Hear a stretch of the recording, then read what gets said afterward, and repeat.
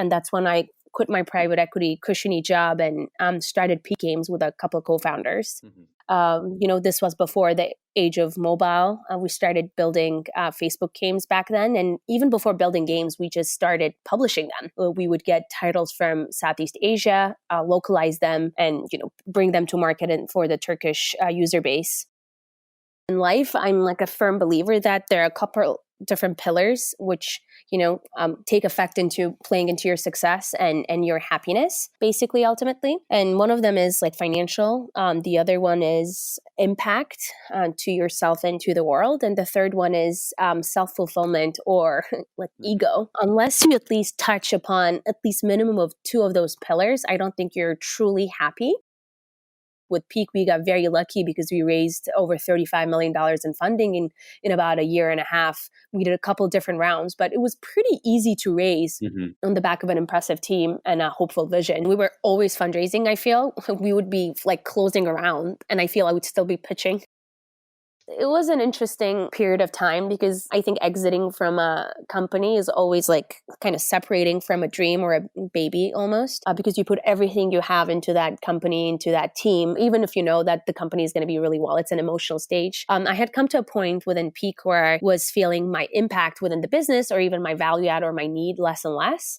So I wanted to feel that excitement of building something from scratch all over again. I was interested in that very, very early stage of building a business from nothing. So I kind of craved for that adrenaline. And that was a very, very personal decision. That it was a very different business than Peak. Peak was essentially a software company. It was a purely technology company versus Flat4D is a technology-enabled services marketplace, which is very, very different. The skill sets that required and the growth trajectory and the resources that you need to get there, it's a very, very different business type. And I'm very glad as an investor now that I got to see two very distinct businesses personally.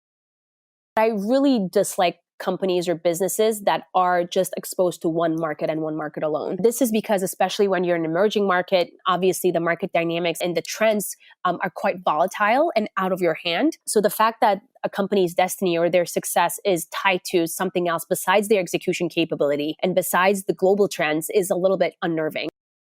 All of our neighboring regions, it's very fragmented. All of the new market entry, it requires a new playbook, new resources. So it's tough. There are advantages and disadvantages of working with local only and international only. I think a combination of both is the ideal scenario.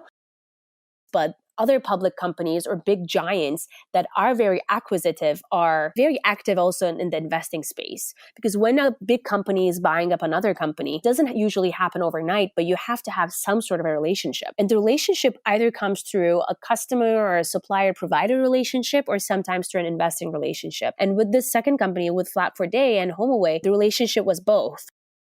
When VCs are asked what they look at when they're investing in businesses, the number one answer that you get is the team. Obviously, team is very important. It is up there. And it's one of the most important things. But I think the market and the market that this team is addressing is usually often downplayed by early stage investors. And I've realized that market, if not more important than the team, is so important.